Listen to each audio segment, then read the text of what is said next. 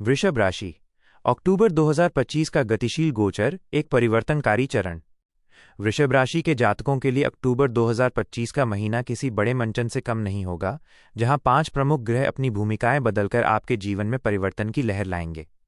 ये महीना 5 दिसंबर तक चलेगा, जिसमें स्थिर चल रहे शनि, राहु और केतु की पृष्ठभूमि में गुरु, मंगल, बुध, सूर्य और शुक्र की चाल आपके भाग्य की दिशा तय करेगी।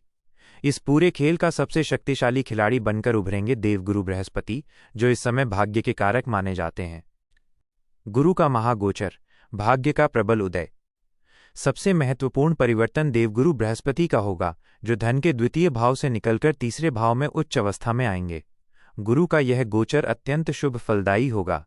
उनकी अमृतमयी 7वीं दृष्टि सीधे आपके सप्तम भाव पर पड़ने से रुके हुए काम बनेंगे और भाग्य का सहयोग मिलेगा। वहीं करियर के दशम भाव पर उनकी 9वीं दृष्टि आपके कर्म क्षेत्र को सफलता की ऊंचाइयों तक पहुंचाएगी। विशेष रूप से आय के भाव मीन राशि पर गुरु की दृष्टि आपके लिए बड़े लाभ और आय में वृद्धि के प्रबल योग बनाएगी, जिससे शनि के कारण हो रही देरी भी दूर हो जाएगी। धन और नौकरी में बुध की सकारात्मक चाल। अक्टूबर की शुरुआत में आपके लिए धन के स्वामी धनेश बुध का गोचर महत्वपूर्ण रूप से सक्रिय होगा, जो 2 अक्टूबर से 24 अक्टूबर तक अपनी स्थिति बदलेंगे। बुध का पंचम भाव से निकलकर छठे भाव में प्रवेश करना नौकरी और वित्त से जुड़े मामलों में स्पष्ट सकारात्मकता लाएगा। छठे भाव में धनेश का आना कार्यरत या नौकरी की तलाश कर रहे लोगों के लिए किसी इंक्रीमेंट, अप्रत्याशित धन लाभ या नौकरी से संबंधित किसी बहुप्रतीक्षित सकारात्मक निर्णय का मार्ग खोलेगा। यह परिवर्तन उन लोगों के लिए विशेष रूप से फायदेमंद होगा जो अपनी नौकरी, दैनिक कार्यों या कार्यप्रणाली में सुधार या किसी बड़े बदलाव की प्रतीक्षा कर रहे थे। नीच के सूर्य और शुक्र, प्रेम व संतान में सावधानी। इस महीने 2 महत्वपूर्ण ग्रहों, आपके राशि स्वामी शुक्र और सूर्य का गोचर ध्यान आकर्षित करेगा, क्योंकि वे नीच अवस्था में रहेंगे। 9 अक्टूबर को आपके राशि स्वामी शुक्र देव चतुर्थ भाव को छोड़कर पंचम भाव में प्रवेश करेंगे, जहां वे नीच के हो जाएंगे। हालांकि स्वामी का अपने ही त्रिकोण भाव में आना एक तरह से आत्मविश्वास को बढ़ाने वाली सुखद स्थिति बनाएगा। फिर भी नीच के शुक्र पंचम भाव में होने के कारण संतान कुछ हद तक मनमानी कर सकती है और प्रेम संबंधों में आपको अधिक सावधानी और धैर्य रखने की आवश्यकता रहेगी।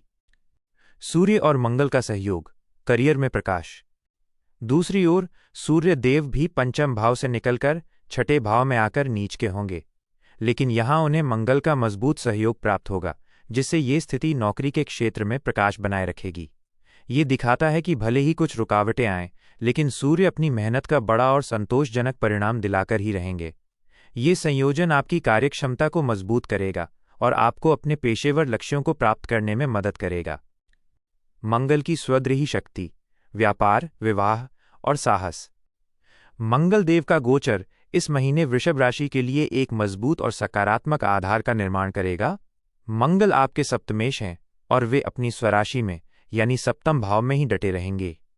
सप्तम भाव में स्वगृही मंगल का होना व्यापारियों के लिए अत्यंत शुभ है। इससे नए ग्राहक जुड़ेंगे और आपके व्यापार का विस्तार होगा। यह स्थिति विवाह की संभावनाएं देख रहे लोगों के लिए भी अत्यंत सकारात्मक है। मंगल की एक शक्तिशाली दृष्टि आपकी अपनी वृषभ राशि पर पड़ेगी, जो आप में सेनापति जैसा अदम्य साहस और बल भरेगी। यह गोचर भूमि, भवन और प्रॉपर्टी से जुड़े कार्यों के लिए भी अनुकूलता प्रदान करेगा।